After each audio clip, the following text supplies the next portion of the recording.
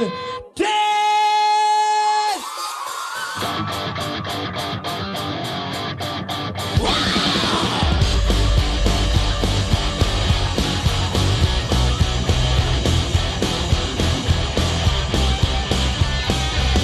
And if your heart starts beating, I'll be here wondering, did you get what you deserve?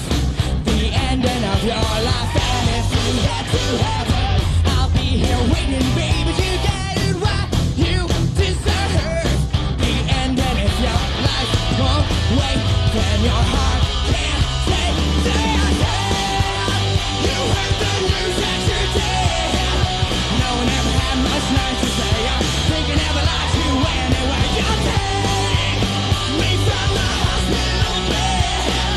Wasn't ever great, exactly what you planned, and wasn't ever great if we were dead. Oh, dead. Tongue-tied and oh so squeamish. You never fell in love. Did you get what you deserve? The ending of your life, and if you get to heaven, I'll be here waiting, babe. You got it right as you deserve. The ending if your life won't wait, then your heart can't take this. You heard the news that you're dead. No one ever had much nice to say. Thinking ever liked you anyway. You take me from the hospital bed. Wasn't ever great, just a other hand, and wasn't ever great as we were dead. Under my honest observation, during this operation, the complication in your heart so long. 'Cause now you've got maybe just 2 weeks to live. Is that the most of all you can get?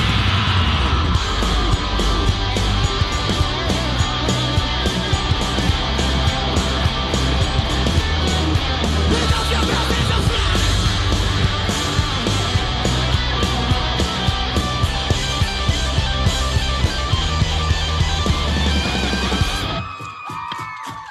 One, two, 1, 2, 3, 4. La, la, la, la, la, la, la, la.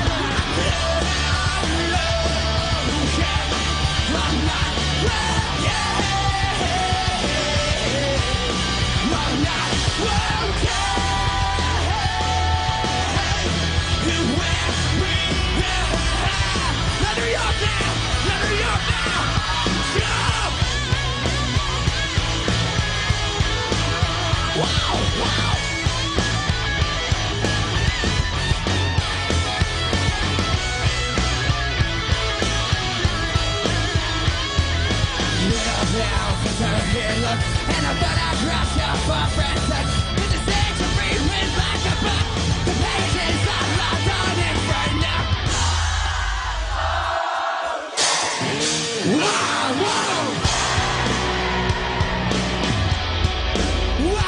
I'm okay now. I'm okay now. But you really need to listen to me, 'cause I'm telling you the truth. I mean, ever so much tonight. Trust me.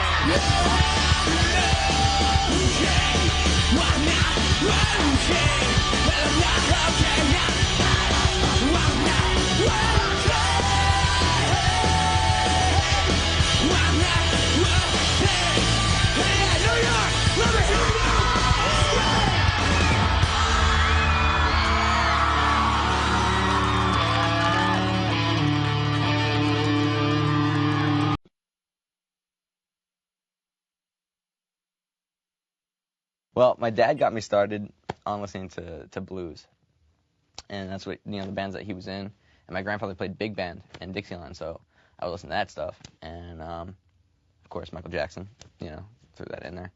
And then I started to get into I guess punk rock. I guess around when Nirvana came out, and I was like, wow, to me that was punk rock, and through them you found out about like Mudhoney and all these other Seattle acts, and then you found out about Sonic Youth, and then you're like, wow, this is amazing. Like this person, like Thurston Moore can talk through his guitar, and I started to realize like people like him and Greg Ginn and these guitar players that to me are heroes, I guess. You can learn all the chords that they would play and learn the songs and learn their picking and try to play it exactly the same, and it still won't sound that way because it's not them playing it, And they put such emotion forward through this, and it was like them speaking to you through their instrument, and I thought that was so cool. But I started getting into punk rock, and then I had a friend who I refer to as Hambone, and Hambone was a little older than me. I met him on my 13th birthday, and he gave me a Fiend CD, which is like a punk rock band that was from Jersey. And I was like, wow, like there's actually this scene from here, so I should start getting into the bands around here, and that made me, kind of empowered me, like, oh wow, like I can actually do this, like write songs in my basement and play them, So then I would just go to punk rock shows and hardcore shows like around town, and I would sneak out of the house, and Hambone would drive me, so.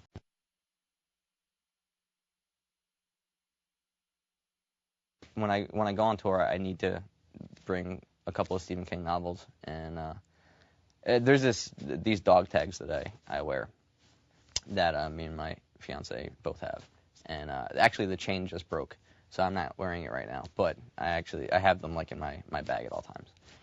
I guess that's my only like thing, and I have something of my mom's that I keep with me. Well, early on, we all stunk really bad, but I think, oh geez, I don't know if I should. Yeah, all right, whatever. The Way brothers in particular have like this armpit problem, maybe. I don't know. Like it just kind of hangs around with their clothes, and then if their clothes touch anything else, it stays there as well. And then, and oh man, Mikey's gonna be so mad at me. Yeah, some people have like these toenail problems they're really long, almost like eagle talons. I can't imagine what they said about me.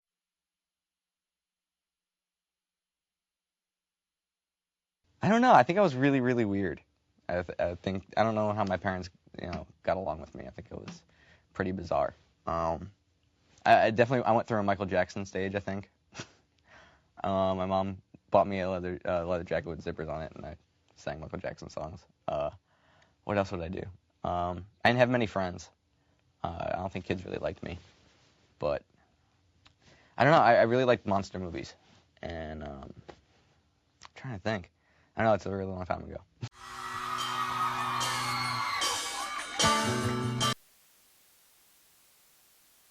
I wanna see you sway your arms.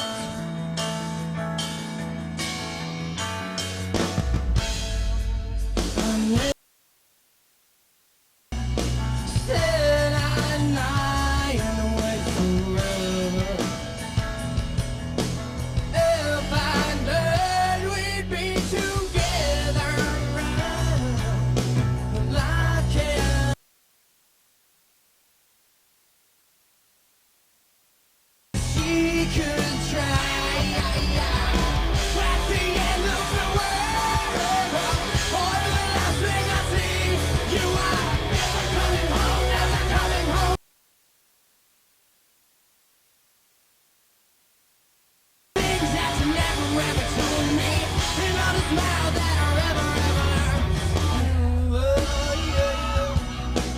yeah, the feeling that you know. I don't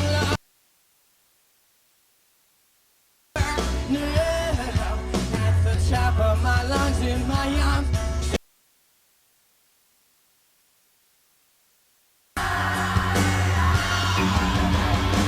At the end of the world, or the last thing I see, you are never coming home, never coming home. Should I? Should I? Ever told me, and all the smiles that are ever gonna haunt me. Coming home, should I? For all the wounds that are ever gonna scar me, and all the ghosts that are never gonna catch me.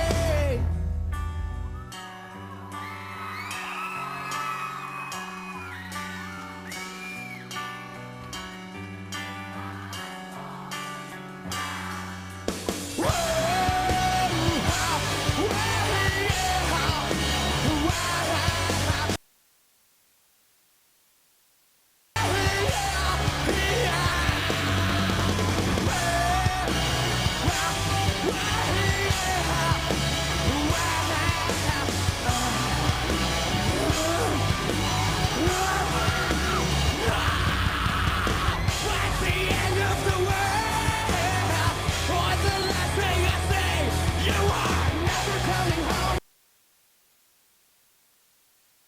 Should I? And all the things that you never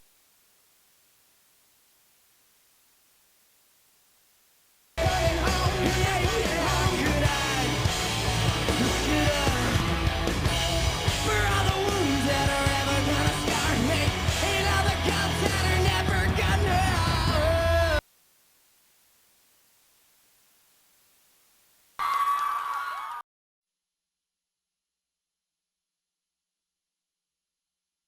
Favorite movies? I'm a huge horror movie fan. Jaws, Dawn of the Dead, all the Halloween movies, all the Friday the 13th movies. Let's see. I like some anime. Lord of the Rings, Star Wars, some sci-fi stuff, like stuff in that vein. I listen to a lot of rap actually, which I'm actually pretty current on the rap. I just bought the T.I. record. Like, I mean, I don't know if that would surprise people. A lot of dudes I know in bands listen to everything, you know. Like, I just love old rap, you know, like N.W.A., Public Enemy, Slick Rick, Eazy-E, Dr. Dre, stuff like that. Arts and crafts. I love arts and crafts. Like building things, putting things together, like, you know, furniture and stuff. I like decorating my home. I'm like a yuppie. I like drinking a lot of coffee. I'm like a coffee connoisseur. I have a million types of coffee. I have coffee makers, tons of stuff like that.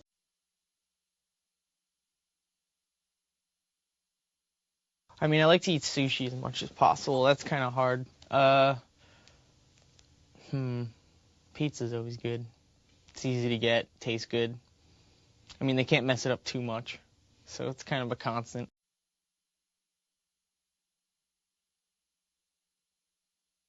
Definitely Gerard. He's kind of got this Freddie Mercury vibe, really theatrical, super expression, face, like, he's just great up there. He's a great frontman. He's my favorite frontman. So I'd say he's the biggest exhibitionist.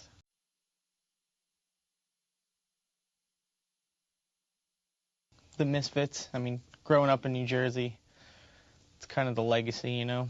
I mean, especially growing up with we had like a big punk and hardcore scene in New Jersey.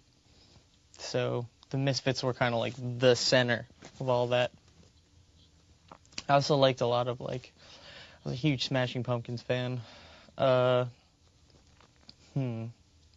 Radiohead, huge Radiohead fan. A lot of Britpop from the early to mid 90s, like Blur, Pulp, Suede, Charlatans, Morrissey, The Smiths, Cure, etc., etc.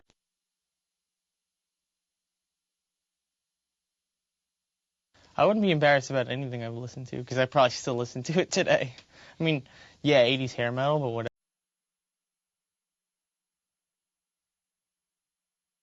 Everyone in the band plays video games, watches DVDs, hangs out with each other. Like, there's like this big misconception of bands, especially our band, that we're in the back lighting things on fire, sacrificing virgins.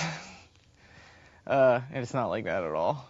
I don't want to shatter anybody's image of us, but we're the most completely normal band you could possibly think of. We like doing geek stuff. So, I mean, that's probably why we're such, like well-adjusted people. Well, kind of well-adjusted.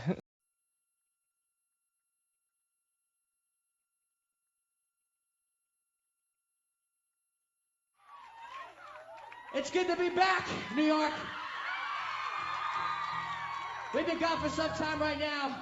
Went through a really hard process making a record. And it was very hard because a lot of the things about the last record was us trying to help save you guys. This time it felt like we needed to save ourselves, and you guys helped save us. So,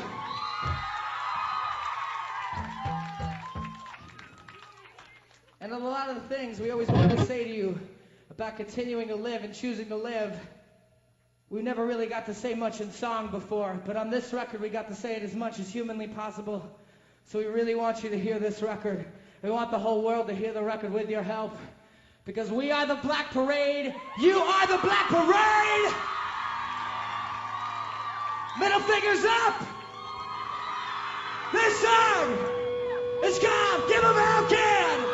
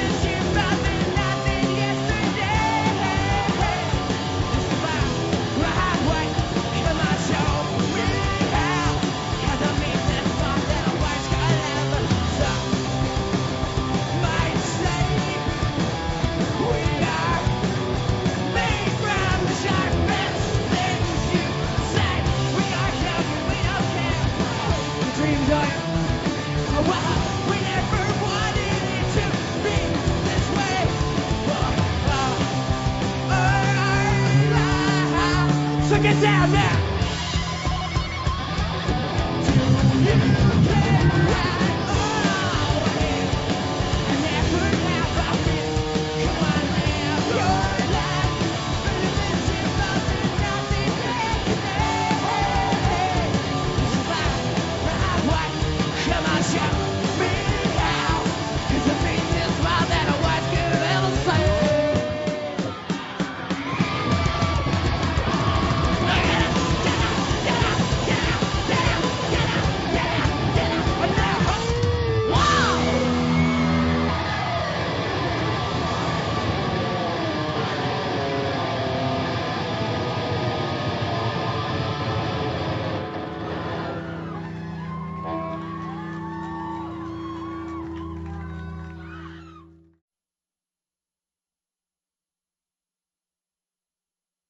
Well, I like Harry Potter, but Catcher in the Rye is my favorite book. I read that basically once every few years. I like Lord of the Rings. I like Morality Play by Barry Unsworth. It's always hard to pick out your favorite books. It's like picking out your favorite band at the moment. It's always really tough. As a little kid, I was too smart for my own good. I always hung out at the adult table. I always tried to have really intelligent conversations. I read a lot of books. I was quiet and shy, but then kind of a ham at the same time. I was the only boy to try out for the role of Peter Pan in school, and I got the role. So I was into show tunes. I was a weird. Nobody has bad habits. We're all very similar people, and we all share a lot of the same interests. I get cluttery, but I think we all know how to deal with each other's bad habits. Like I'm totally cluttery, but I'm always cluttery because I'm usually working on 10 things at once, and I have stuff spread out everywhere. And we just all deal with each other's things. So I can't think of any really bad habits. Frank might say hygiene for some of us, but I think we've all cleaned up our acts hygiene-wise. It was brutal in the beginning. Frank's the kind of guy that would literally, you don't know how he would do it, but he'd find a shower 3 o'clock in the morning at a truck stop. Like, he would just figure it out so he could shower because it really made him feel like human again. And I was always either too tired to go do it.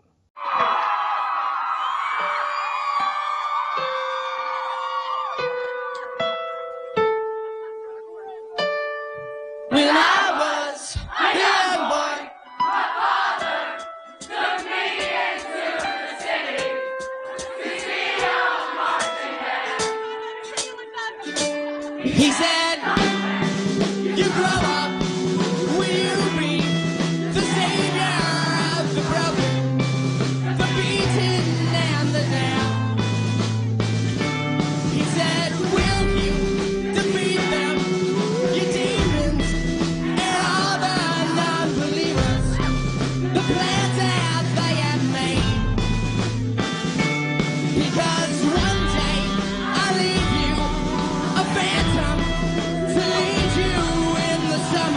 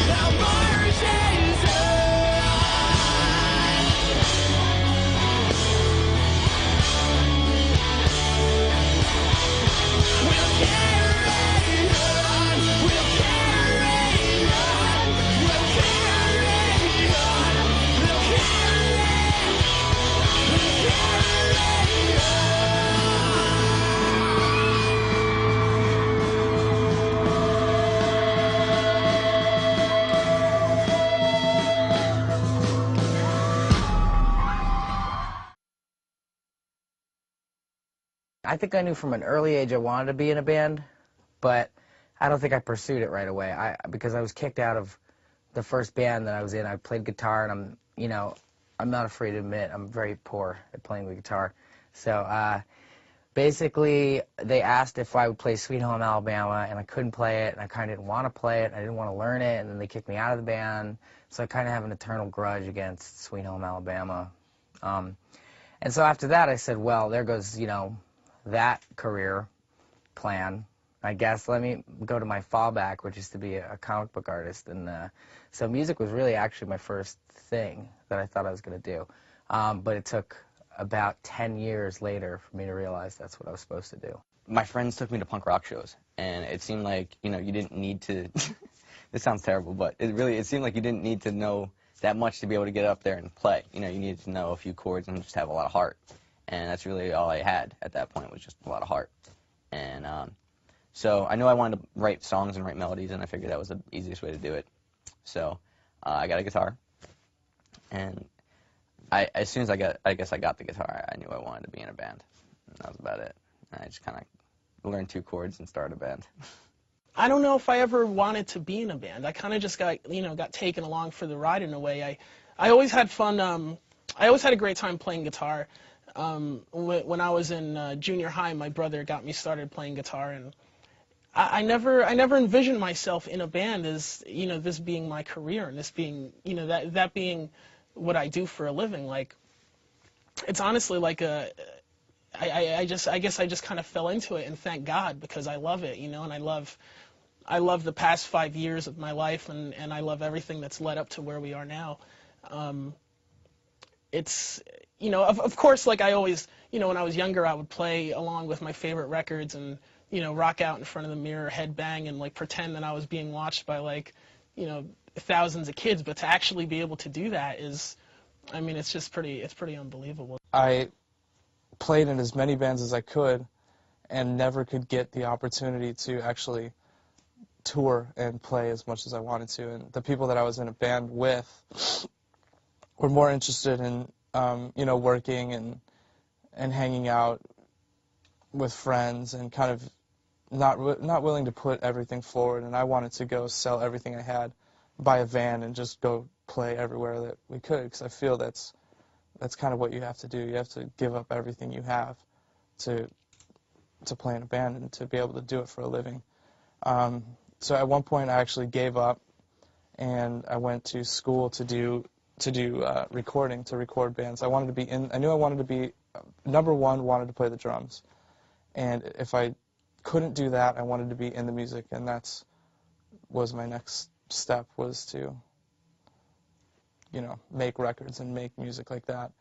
So I did that for a while, and then I started touring, and then I met these guys, and we hit it off, and I've joined this band about 2.5 years ago, and it was the best thing that's ever happened to me.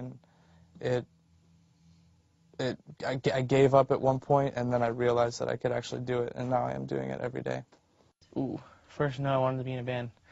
I was, let's see, what year was it? I was probably about 7, and my brother bought the Iron Maiden live record, Live After Death. That really struck me as like this, I don't know, it's like something hit me when I listened to it, where it was just like, I was like blown away by like the theatrics of the band live, and like the songs, the epic quality of the songs. And from that moment on, I was like, I just want to be in a band, Like I used to, when I was really young, I used to stand on my couch with a guitar and pretend I was Bruce Dickinson. It's pretty funny. All right, this song is called I Don't Love You.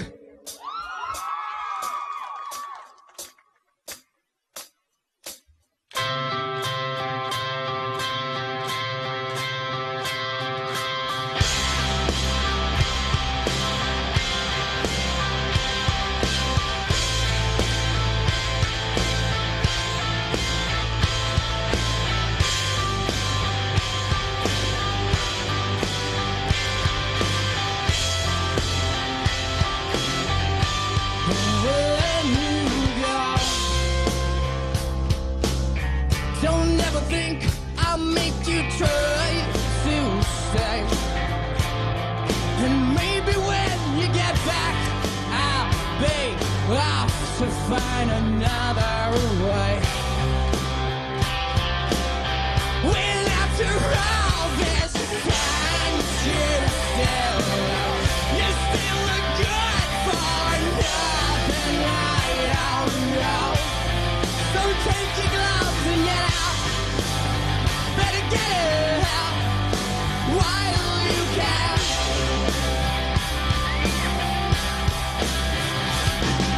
When you go, and would you even turn to say, hey, I don't love you like I did yesterday. Sometimes I cry so hard from bleeding, so sick and tired of all the needless beating. But baby, when they knock you down and out is where you ought to stay. When after all this blood you still another dollar just another. So fix your eyes and get out.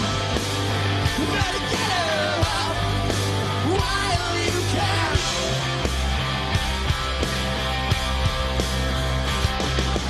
When you go, and would you even turn to say, hey, I don't love you like I did yesterday. Now come on, come on.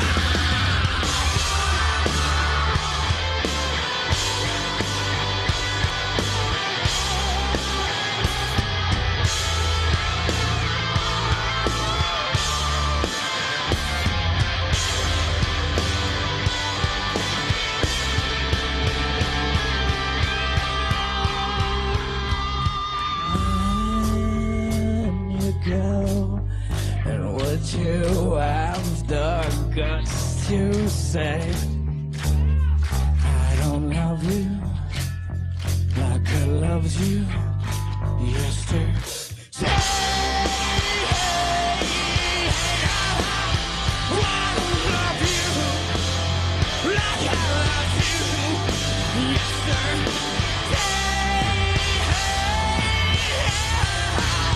I don't love you like I loved you yesterday.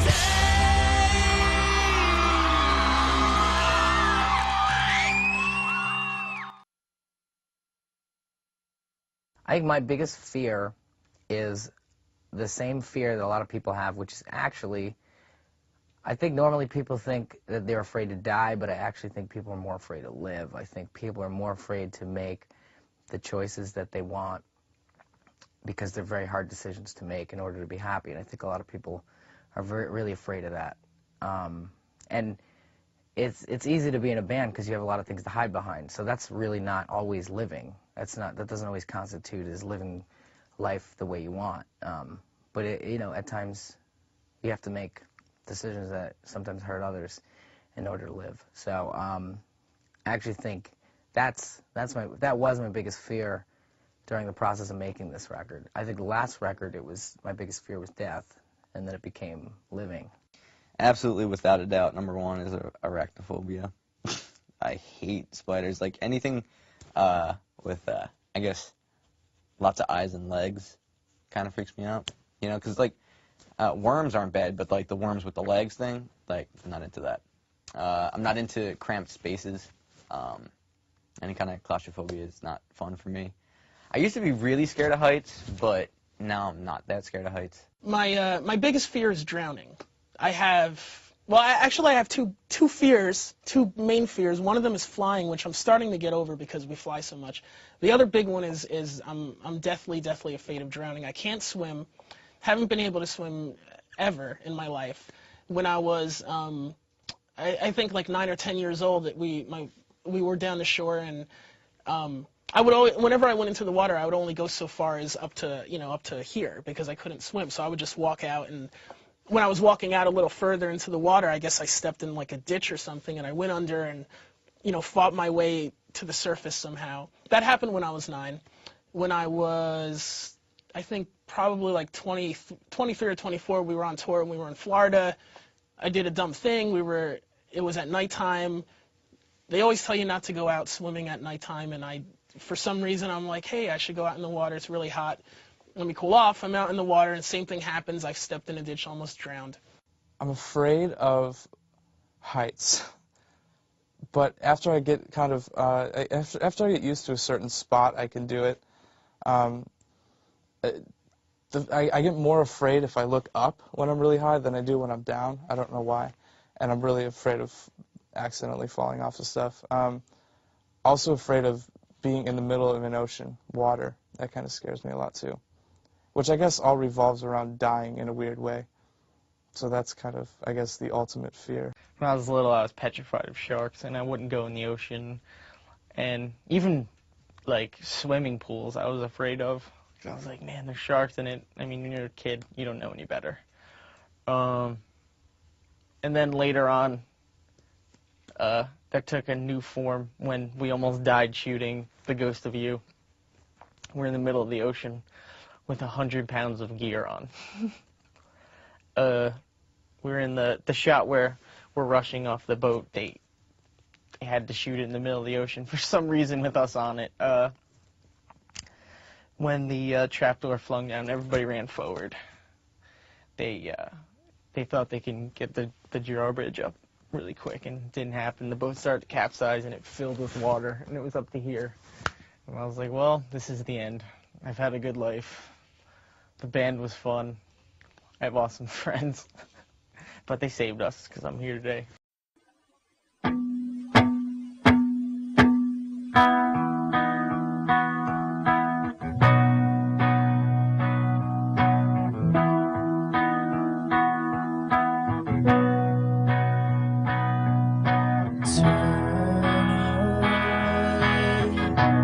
If you could get me a drink of water, 'cause my lips are chapped and faded, call my Anne-Marie. Help me gather all my things and bury me in all my favorite colors, my sisters and my brothers still. I will not kiss you, 'cause the hardest part on this is leaving you.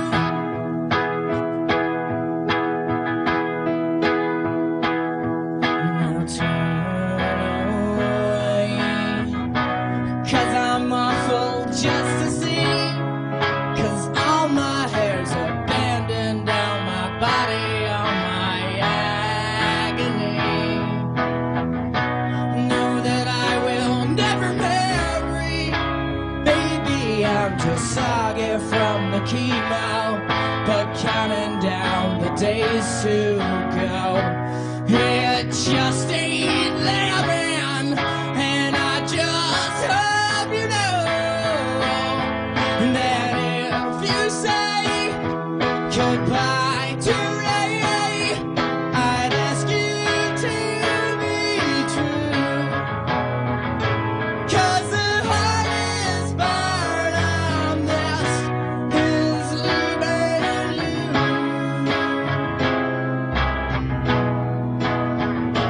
'Cause the hardest part of this is leaving you.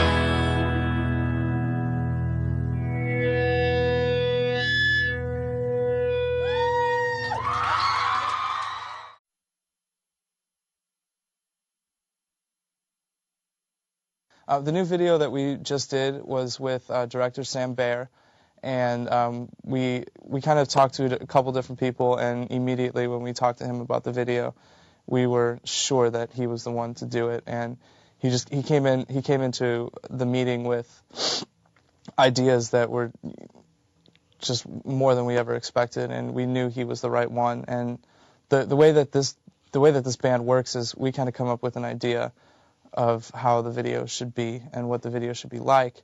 And the director's role is more to take it to the next level and make everything that we think possible. Where a lot of bands will get submissions from a bunch of different directors, and we kind of, he'll be like, oh, this video, I see you doing this and this and this and this and this, and you kind of pick which one you like better. We take it the different way. We kind of lay it all out, and then they kind of take it from there. And the video shoot was crazy. We drove up there, and it was at this place called Downey, where I believe they built the first ever space shuttle, and this huge building. And we walked in, and we were about to walk into the door, and somebody stopped us. He's like, no, you can't go in. Sam wants to show you it on his own, and kind of make it a big surprise for you guys. And we walked in, and it was more than I could have ever expected. And there was a float that was exactly like we said we wanted it, and more. It was just covered in flowers, and it looked like just a huge street down there. And all the movie magic stuff was really obvious. Like, there were certain parts where it was like a blue screen that you'll never see, but they kind of moved stuff around, and it was just amazing. It was like being on like a real huge movie set. So yeah, and the whole concept behind it is there's the patient that is dying and dies, and the hospital collapses around him, and you see this black parade that's coming to get him, and the black parade is us on a float, and we're playing the song, and we come up and greet him, and in the end of the video is when the whole thing kind of backs away, and he's left all alone, and he's dead, and that's it for him, kind of reflecting on certain things that he could have done or should have done, or certain things that he did do when he was still alive. And for me, it was just a lot of playing. It was a lot of playing. We played for a day and a half straight, and my hands got all bloody, and it was hard to do, but it was a lot of fun. And there were also a lot of people that were fans of the band, so it wasn't just normal extras, and we actually got to hang around and talk to people that really wanted to be there and just weren't there for money, and it was just amazing, and I really like it.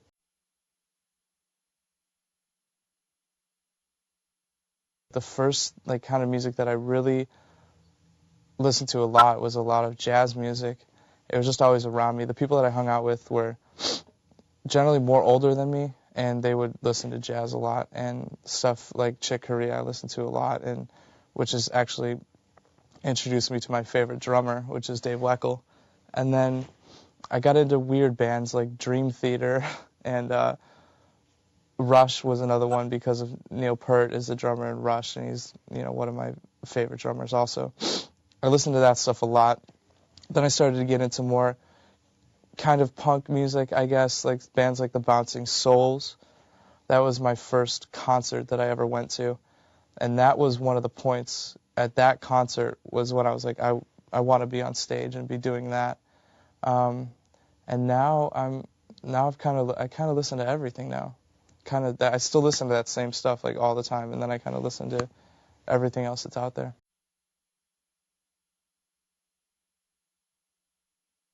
Tattoo is a guilty pleasure. Oh, I can't believe I just said that. Oh, what else? Oh, the Christina Aguilera record. It's good.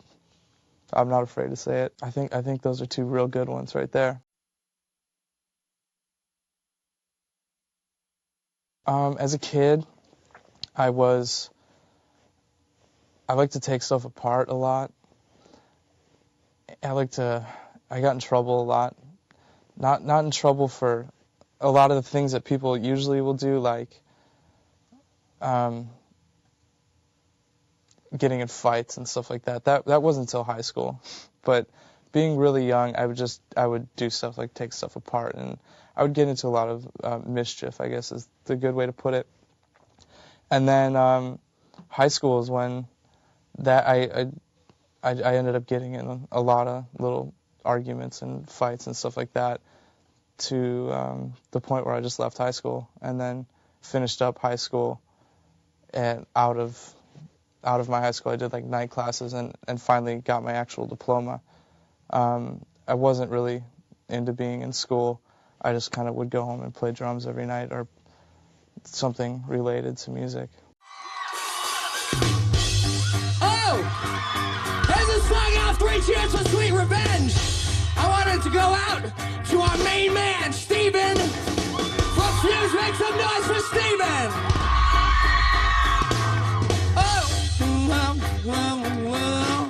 You can get your hands together.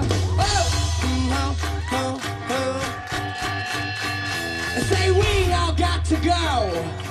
We all got to go. I said we all got to go. We all got to go. I said we all got to go. We all got to go. I said we all got to go. We all got to go. In the middle of a gunfight, in the center of a restaurant, they say, come with your eyes raised high. Well, they're never gonna get me. Well, like a bullet through a flock of doves. To waste this love I can see you. In their life, we'll never be the same. Money on my back, guys, say your prayer. Say your prayer, yeah. We don't care, we don't know. We're just the latest guy in me. We don't care, we don't care, yeah. So much too late, it's just not enough. Pain in my heart, flying, dying with your lips. They not see the cause and the chappers are lost. Time makes a killer, they make me do. But nobody cares if you're losing yourself. Never losing miles everywhere. Lethal in the chair, lethal injection. I sleep from the roof with you. Nobody knows all the trouble. Now we don't care, we don't know. We're just 2 minutes got to meet up. We don't care, we're not care. So much too late, it's just not enough for this. Pain in my heart, fire dying. I'll kiss your lips.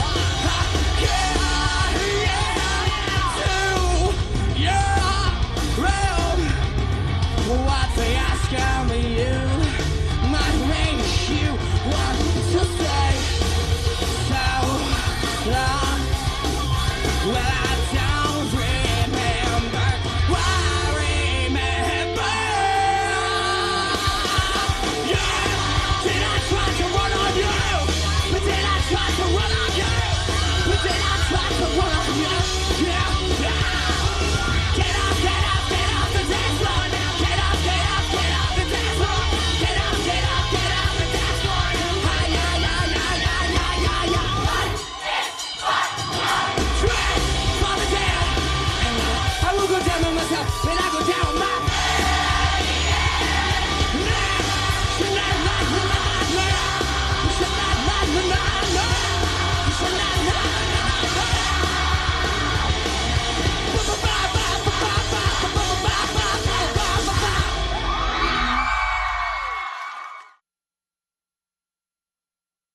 I don't get offended when people make fun of Jersey because everything that they make fun of it for is pretty much true, but it's also what gives you an advantage as a human being coming from New Jersey.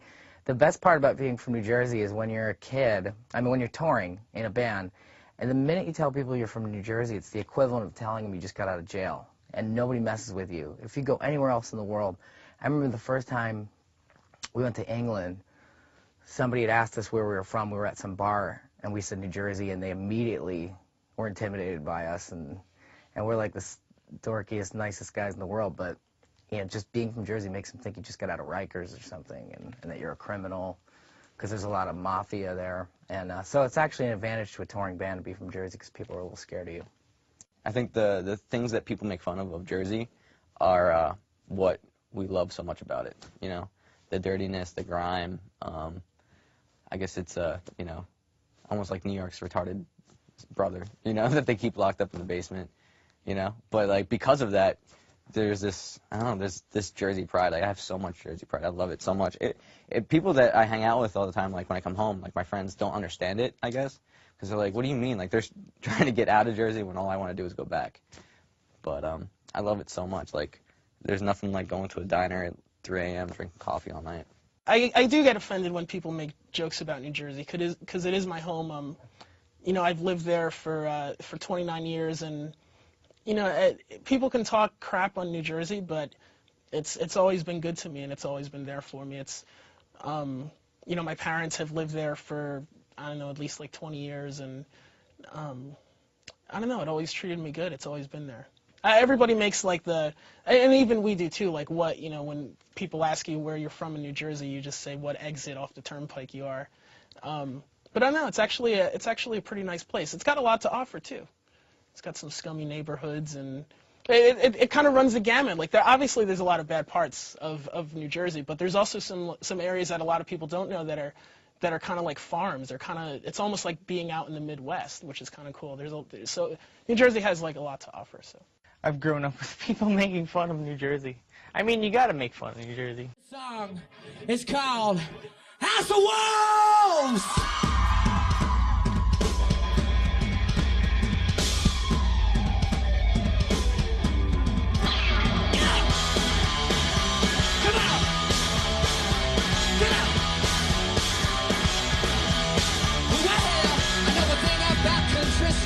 Because I got enough to spend, and I'll be granting your permission, cause you haven't got a breath. And I said, hey, hallelujah, I wanna come on, sing the praise. I let the spirit come on through you. We got it, I said, today. Well, I think I'm gonna burn in hell. Everybody burn a house like that, she said. Now, what I wanna say, tell me the other nation. Take this to my grave. Tell me I'm a bad man. Take me like a strike. Tell me I'm an angel.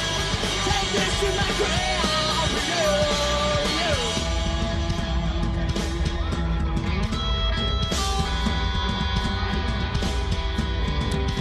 You play ring around the ambulance like I never gave a you. So get the quiet boys around you, it's a compliment, I swear. Now say it, ashes to ashes, we all fall down. Wanna hear ya sing the praise. I said ashes to ashes, we all fall down. We got it and said for days.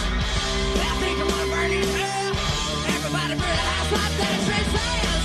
What I wanna say, tell me I'm an angel. Take this to my grave. Tell me I'm a bad man. Catch me like a strike. Tell me I'm an angel. Take this to my grave. Yeah. You better run like the devil, cause they're never gonna leave you alone. You better hide up in the alley, cause they're never gonna find you a home. Everybody runs down the walls. You see me creeping up these house.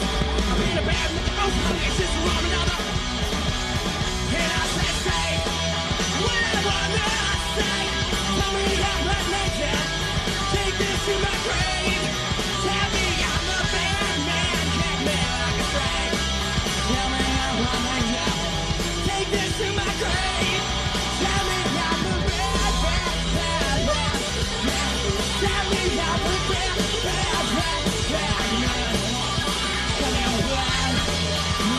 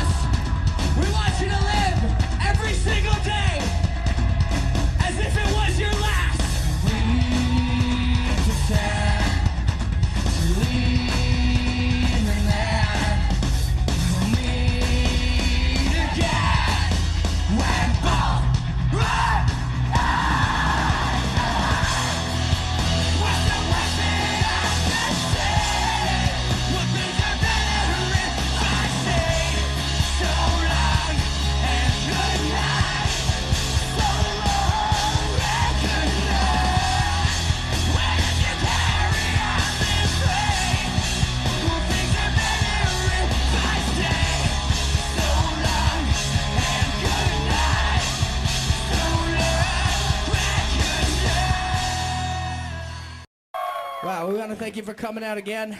This song we're about to play rips so hard.